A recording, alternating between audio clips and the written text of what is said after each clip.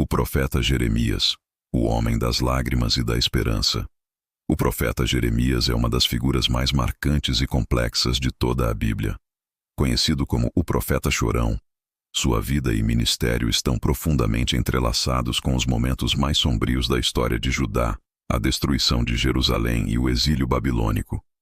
No entanto, por trás de sua dor e lamentação, Jeremias revela uma das teologias mais profundas da Escritura: a fidelidade de Deus mesmo em meio ao juízo e a promessa de uma nova aliança escrita no coração do homem. O chamado e a missão profética. O livro de Jeremias inicia com um dos chamados mais íntimos e pessoais da Bíblia. Antes que te formasse no ventre te conheci, e antes que saísses da madre te santifiquei. As nações te dei por profeta. Jeremias 1:5. Jeremias era natural de Anatote, uma cidade sacerdotal próxima a Jerusalém.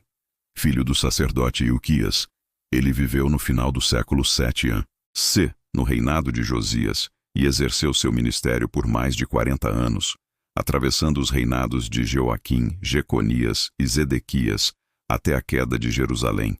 A tradição rabínica, como relata o Midrash Rabbah, interpreta o chamado de Jeremias como sinal de uma eleição divina irresistível. A alma de Jeremias foi escolhida antes da criação para falar em tempos de destruição e consolo. O profeta hesita, dizendo: "Ah, Senhor Deus, eis que não sei falar porque sou uma criança." Jeremias 1:6. Mas Deus o fortalece, tocando sua boca e declarando: "Eis que ponho as minhas palavras na tua boca." 1:9. Para os padres da Igreja, como São Jerônimo, essa cena prefigura o mistério da encarnação, o Verbo de Deus que toca a humanidade e fala por meio dela.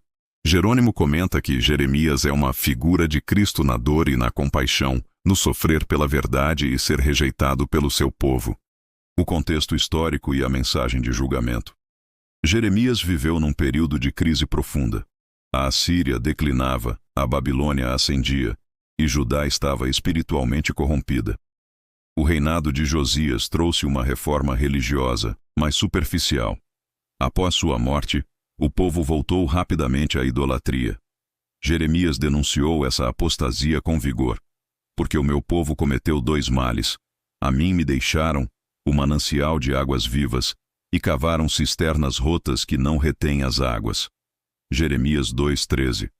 Os rabinos descrevem Jeremias como o eco do Sinai, porque ele repetia incessantemente a Torá diante de um povo que a esquecia. O Talmud afirma que Jeremias chorava não apenas pela destruição das pedras do templo, mas pela destruição da palavra no coração do povo. Entre os teólogos modernos, Walter Brueggemann destaca que Jeremias viveu o conflito entre tradição e realidade, proclamando uma fé que não se sustentava mais nas instituições religiosas, mas em um relacionamento direto com Deus. Sua crítica aos sacerdotes e reis: "Pastores se tornaram estúpidos e não buscaram ao Senhor", Jeremias 10:21, antecipou o colapso moral e político que viria. O profeta das lágrimas. Nenhum outro profeta revela seu coração com tanta intensidade quanto Jeremias. Ele não apenas fala por Deus, mas sofre com Deus.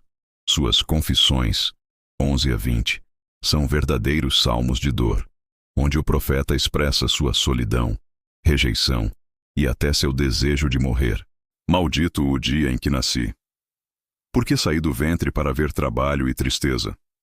20:14-18. Orígenes, um dos primeiros exegetas cristãos, via nessas confissões o testemunho de uma alma que participa do sofrimento divino. Jeremias não é apenas um homem que chora pelo povo, mas um espelho do coração de Deus que sofre pelo pecado do homem. Santo Agostinho, nas Confissões, também cita Jeremias como exemplo de tristeza santa, o pranto que purifica e aproxima da verdade. Para ele, Jeremias representa a alma ferida de amor divino, que geme pela corrupção do mundo. A tradição judaica reforça essa imagem. Segundo o Midrash Eika Rabbah, quando Jerusalém foi destruída, Jeremias foi o único profeta que permaneceu na cidade em ruínas, chorando entre as pedras do templo e dizendo: "Se eu tivesse olhos como fontes, choraria dia e noite." 9:1. Por isso, ele é lembrado nas Lamentações, livro que a tradição atribui a ele. Como se senta solitária a cidade que estava cheia de gente. Lamentações 1:1. Conflito com reis e sacerdotes. A fidelidade de Jeremias à palavra divina o colocou em conflito com os líderes de Judá. Ele foi preso, espancado, jogado numa cisterna e acusado de traição. Sua mensagem de submissão à Babilônia foi vista como deslealdade nacional.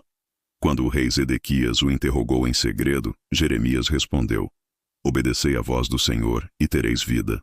38:20. Flávio Josefo, em suas Antiguidades Judaicas, relata que Jeremias advertiu o povo com insistência, mas eles zombaram dele, e mesmo assim ele continuou profetizando com o coração pesado e fiel até o fim. Josefo o retrata como um homem que via o futuro com clareza e sofria por isso. Ele via a ruína e, ainda assim, amava o povo. Os padres da Igreja compararam Jeremias a Cristo por sua rejeição. São Gregório Magno escreveu: assim como Jeremias foi lançado na cisterna, Cristo foi lançado na sepultura. E como Jeremias foi libertado por um estrangeiro, Ebed-Meleque, Cristo foi reconhecido por um centurião estrangeiro na cruz. A nova aliança. Apesar de sua mensagem de juízo, Jeremias é também o profeta da esperança. No capítulo 31, ele anuncia algo totalmente novo. Eis que dias vêm, diz o Senhor, em que farei uma nova aliança, não como a que fiz com seus pais. Porei a minha lei no seu interior e a escreverei no seu coração. 31:31-33. Essa passagem é central para toda a teologia bíblica. Para os rabinos, ela significa a restauração futura de Israel e o retorno à fidelidade à Torá, por amor e não por temor. Rashi comenta que essa aliança é eterna e interior, pois a palavra se tornará parte da própria alma do homem. Para os cristãos, essa profecia é cumprida em Cristo. O autor da carta aos Hebreus cita Jeremias 31 como o fundamento da nova aliança selada pelo sangue de Jesus. Hebreus 8:8-13. Santo Agostinho via nisso a transição do coração de pedra para o coração de carne. Ezequiel 36:26, dizendo: Jeremias profetizou a graça que viria, não a letra que mata, mas o espírito que vivifica. Jeremias no exílio e o legado espiritual. Após a queda de Jerusalém, Jeremias foi forçado a seguir com um grupo de refugiados para o Egito. 43. Lá, segundo a tradição, continuou a profetizar até ser morto por seus compatriotas. O Targum Jonathan afirma que, mesmo na morte, a voz de Jeremias não cessou, pois suas palavras permaneceram como fogo em Israel. Os teólogos veem Jeremias como o profeta da consciência. Karl Barth o chamou de o mais cristológico dos profetas do Antigo Testamento. E Abraham Heschel, em sua obra Os Profetas, descreve-o como um homem ferido por Deus, cuja compaixão se tornou o canal da justiça divina. Na liturgia judaica, as lamentações são lidas no dia 9 de Av, Tisha B'Av, quando se recorda a destruição do templo. Já na tradição cristã, Jeremias é lembrado na Semana Santa, como figura daquele que sofre pelos pecados do povo. Conclusão. O profeta do coração, Jeremias, nos ensina que a verdadeira profecia não é apenas proclamar verdades, mas carregar o peso delas. Ele viveu entre a ruína e a promessa, entre as lágrimas e a esperança. Seu legado é o da fidelidade inquebrantável e da fé que sobrevive ao colapso das instituições. Como resume Santo Efrém da Síria, Jeremias chorou pela cidade destruída, mas viu de longe a cidade eterna, que Deus edificaria nos corações dos fiéis.